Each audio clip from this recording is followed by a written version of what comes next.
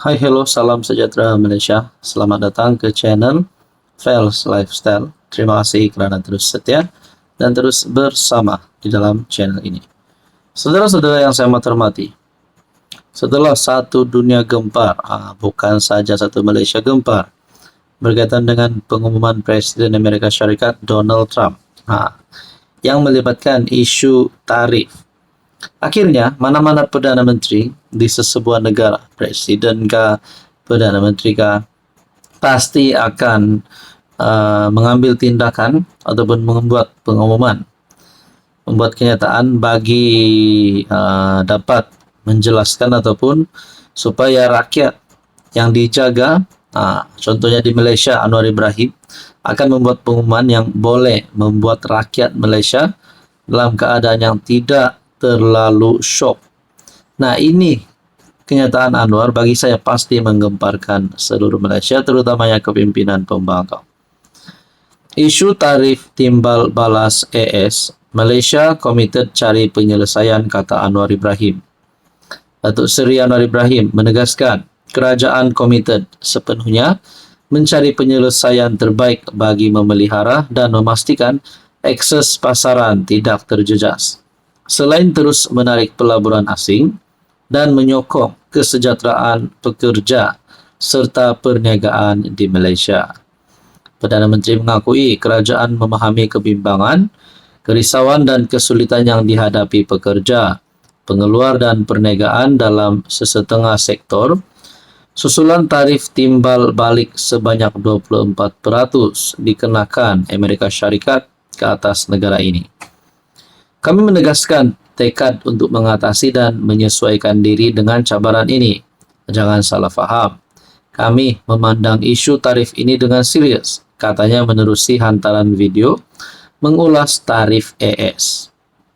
Anwar yang juga memberi jaminan bahawa Malaysia tidak akan mengalami kemelesetan buat masa ini, meskipun pelaksanaan tarif oleh AS memandangkan ekonomi negara kekal berdaya tahan. Kalau dah ekonomi negara kekal berdaya tahan, kenapa masih ada puak-puak, masih ada geng-geng di luar sana yang mahu Anwar jatuh, yang cuba untuk jatuhkan Anwar, sedangkan Anwar berusaha untuk mengekalkan kestabilan ekonomi negara. Bagi saya ini pasti satu kemenangan baru untuk Anwar Ibrahim. PM juga menegaskan Malaysia tidak akan memperkenalkan tarif balas terhadap AS jika tarif 24% dilaksanakan.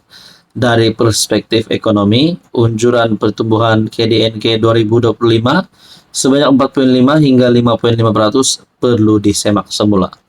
Bagaimanapun buat masa ini, saya beri jaminan bahawa kerajaan tidak menjangkakan kemelesetan di Malaysia. Bagi saya, saudara-saudara, ini satu pengumuman kerajaan, pengumuman Anwar yang pasti dinantikan rakyat Malaysia, dan ini mungkin menunjukkan Anwar Ibrahim perlu sekali lagi menang pada PRU16 supaya lebih banyak lagi berita gembira berkaitan dengan ekonomi di Malaysia. Hai, hello, salam sejahtera Malaysia. Selamat datang ke channel Fels Lifestyle. Terima kasih kerana terus setia dan terus bersama di dalam channel ini. Tuan-tuan dan puan-puan, ini adalah berkaitan dengan tempoh ataupun kontrak jawatan Ketua Pesuruhjaya SPRM Tan Sri Azam Baki. Mungkin di luar sana ada yang menyokong Tan Sri Azam Baki. Ramai yang menyokong Tan Sri Azam Baki untuk terus memegang jawatan sebagai Ketua Pesuruhjaya SPRM. Tapi dalam masa yang sama, mungkin ramai juga yang tidak suka dengan cara Azam Baki bekerja. Tapi saya sebagai rakyat Malaysia, saya menyokong pilihan dan saya menyokong siapapun juga yang dilantik. Kerana bila mereka dapat sokongan, makna kata mereka buat kerja dengan baik. Nah, ini adalah keputusan kerajaan, terbuka cadangan pembaharuan lantikan Ketua SPRM. Saya tertanya-tanya jugalah, kalau tiba-tibalah Azam Baki ditamatkan kontrak, dipecatkah, letak jawatankah, ataupun tamat kontrak, adakah mungkin ramai di luar sana yang boleh menggantikan jawatan beliau sebagai Ketua Pesuruhjaya SPRM? Sebab jawatan ini lebih susah daripada banyak jawatan di mana-mana uh, jabatan sektor di seluruh Malaysia, ataupun pihak-pihak berkuasa, ataupun ya pekerjaan-pekerjaan lah, penjawat awam dan sebagainya. Bagi saya SPRM adalah salah satu memegang tugas di dalam SPRM, lebih-lebih lagi sebagai Ketua Pesuruhjaya SPRM sendiri, adalah satu tanggungjawab yang amat besar, kerana ini melibatkan agensi pencegahan rasuah. Nah, saudara-saudara yang saya hormati, mungkinkah ada di dalam kepimpinan politik hari ini yang kita dapat lihat boleh menggantikan Azam Baki? Bolehkah begitu? Bolehkah ada daripada menteri di dalam kabinet kerajaan, ataupun mungkin daripada kepimpinan pembangkang, siapa-siapa sajalah boleh jadi Ketua Pesuruhjaya SPRM seperti Tan Sri Azam Baki. Nah, kerajaan terbuka kepada cadangan mengenai pembaharuan proses pelantikan bagi jawatan Ketua Pesuruhjaya SPRM, kata jurucakapnya Fahmi Fazil. Kerajaan sentiasa terbuka untuk menerima pandangan daripada pelbagai pihak untuk menambah baik mana-mana sama ada perundangan ataupun proses demi dalam usaha untuk membawa reformasi kepada institusi-institusi yang penting dalam negara kita, katanya pada sidang media di Kementerian Komunikasi di Putrajaya. Kabinet juga tidak membincangkan kemungkinan lanjutan untuk Ketua Pesuruhjaya SPRM Azam Baki yang tempoh perkhidmatannya dijadwalkan berakhir pada Mei tambah Fahmi.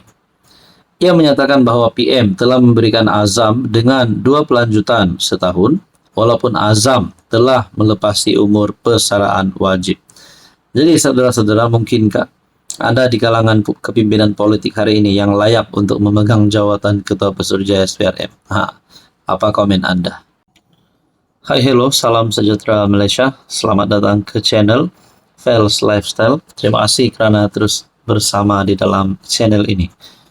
Saudara-saudara, tuan-tuan dan puan-puan, ini satu kejutan buruk untuk PN, untuk pengikut Muhyiddin Yassin. Mungkin sebelum ini kita pernah mendengar bersatu diharamkan untuk menyertai kerajaan, Muhyiddin dilarang untuk menjadi PM lagi. Nah, bahkan ada gesaan kepada Muhyiddin untuk meletak jawatan. Banyaklah serangan yang diterima Muhyiddin. Lebih lagi, beliau kini berhadapan dengan kes mahkamah terpalit dengan rasuah. Nah, jangan cakaplah banyak tentang kes mahkamah. Jadi, saudara-saudara, tuan-tuan dan puan, saya telah menerima satu lagi komen. Ini pasti mengejutkan Muhyiddin Yassin. Komen ini berkata, Muhyiddin, boleh tolong bayar 1 bilion. Saya pun tertanya-tanyalah terhadap komen ini. 1 bilion ini duit apa? Muhyiddin hutang dengan dia kah? Ataupun 1 bilion ini duit curi kah? Duit sakau kah? Duit rasuah? Saya pun tak tahulah. Tapi komen ini berkata, Muhyiddin, boleh tolong bayar 1 bilion, katanya, melalui salah satu subscriber ataupun mungkin viewers di dalam channel ini. Berkata Muhyiddin perlu membayar 1 bilion. Apa kena mengena 1 bilion ini dengan Muhyiddin Yassin? Kalau nak cakap berkaitan dengan kes rasuah yang melibatkan nama Muhyiddin Yassin, berkaitan dengan projek Jana Wibawa, bahkan kejutan kepada seluruh Malaysia, di mana menantu Muhyiddin pun yang kini menjadi salah satu yang dicari oleh SPRM.